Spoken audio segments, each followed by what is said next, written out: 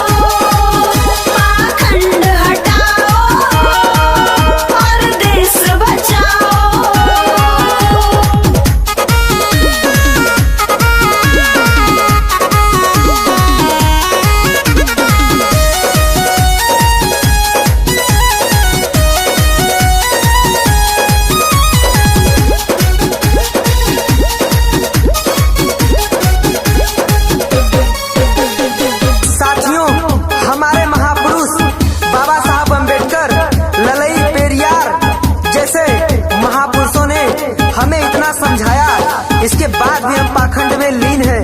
साथियों, भगवान में इतनी शक्ति होती तो आज साधु संत संसद में नहीं जाते, लेकिन हमारे बच्चों को समझ में नहीं आ रहा है। ओ कांवर, दुर्गा पूजा, इन्हीं सब चीजों में परेशान है। हम 12-16 घंटा काम करते हैं, लेकिन इन बाबाओं के गुफाओं में हम दान देकर चले आते हैं। आज आप ही लोगों के कारण ऐसे ऐसे बाबा आसाराम, चित्यानंद, जलेबी बाबा, राधे माँ जैसे पाखंडी निकलते हैं, जो वो लोग बड़े बड़े महलों में रहते हैं, सोने की मोटी मोटी चैन पहनते हैं, पर आप कंगाल के कंगाल ही रहते हो। आप ही के धन से आज वो राजा रहते हैं। और साथियों, मैं बताना चाहता हूँ, आज आप लोग देवी देवताओं पर इतना विश्वास करते हो, अगर इतना ही लक्ष्मी में शक्ति रहती तो आज भारत विश्व का सबसे धनी देश रहता। अगर इतना ही सरस्वती में शक्ति रहती तो आज भारत सबसे ज्यादा शिक्षित रहता। अगर करवा चौथ रखने से पति की उम्र लंबी हो जाती तो आज 20 साल का जवान भारत में शहीद नहीं हो जाता बॉर्डर पे। साथियों, हर रोज इन पाखंडियों की गुफाओं में आप दान करते हो, वही रोज बचा के अपने बच्चों को कोचिंग पढ़ाओ। हर रोज 10-20 रुपए बचाओगे तो आपका बच्चा एक दिन डॉक्टर, इंजीनियर, कलेक्टर, प्रोफेसर बन जाएगा। मूर्ति पूजाए तो सब मिथ्या है भाई, बाबा साहब जीवन भर कह समझाए। हाँ, मूर्ति पूजाए तो सब मिथ्या है भाई, बाबा साहब जीवन भर कह समझाए। ललई पेरियार जगदेव को, ललई पेरियार जगदेव को, अब तुम सबको पढ़ाओ, पाखंड हटाओ और देश बचाओ। पाखंड हटाओ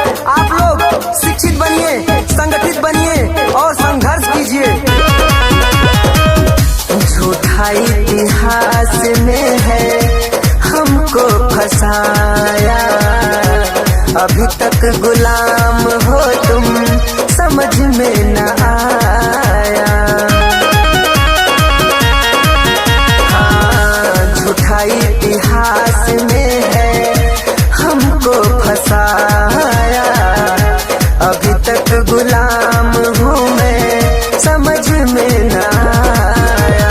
किसी के बाप में हिम्मत है तो, किसी के बाप में हिम्मत है तो सिद्ध करके दिखाओ, पाखंड हटाओ और देश बचाओ।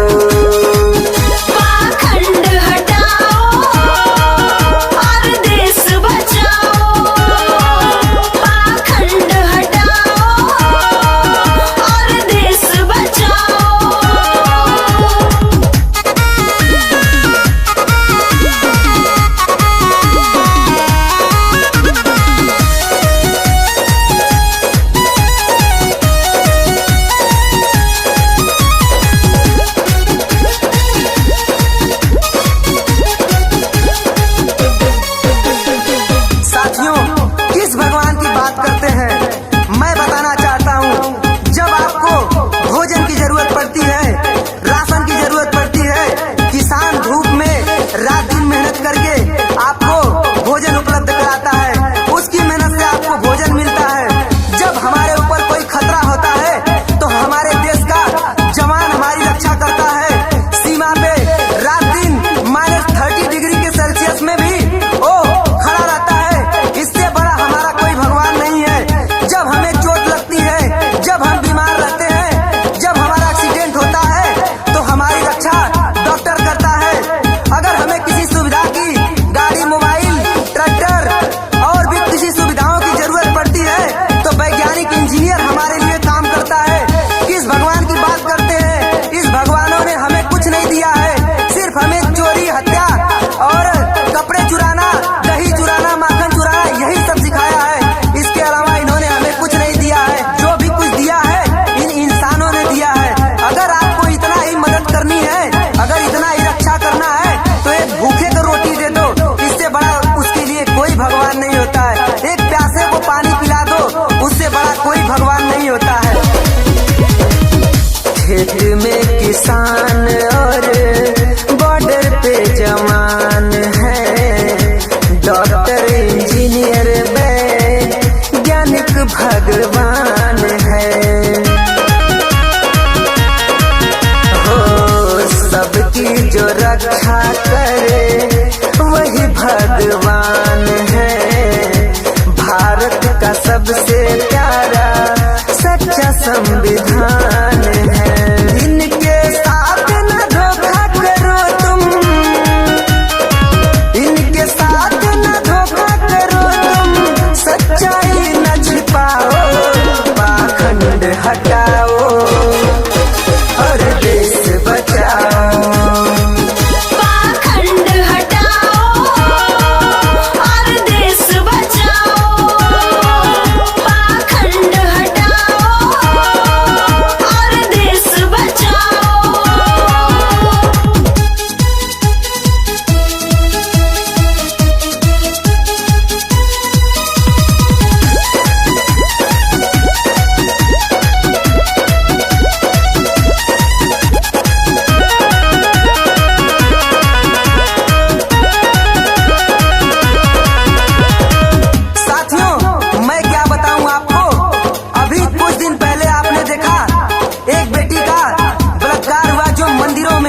उसी के पुजारियों ने किया, मंदिरों के पुजारियों ने।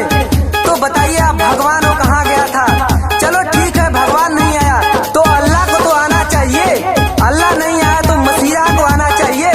साथियों, वो मुसलमान की बच्ची थी, हिंदू का भगवान 33 करोड़ में अगर दम नहीं है तो अल्लाह को तो बचाना चाहिए। साथियों, मैं सच्ची बात बताना चाहता हूँ, किसी के पास कोई पावर नहीं है। जो भी पावर है, शक्ति है, इंसान के पास है। साथियों, अगर किसी को डर है तो संविधान से, ये भारत के कानून से निर्दोषों की हत्या हो जाता है तो कहाँ भगवान चला जाता है? जब इतने शक्तिशाली राम रहीम थे तो कैसे भारत गुलाम हो गया? आप लोग हमारा खुल के सपोर्ट कीजिए। मेरा फोन पे, गूगल पे नंबर है 84 23 600 463। मैं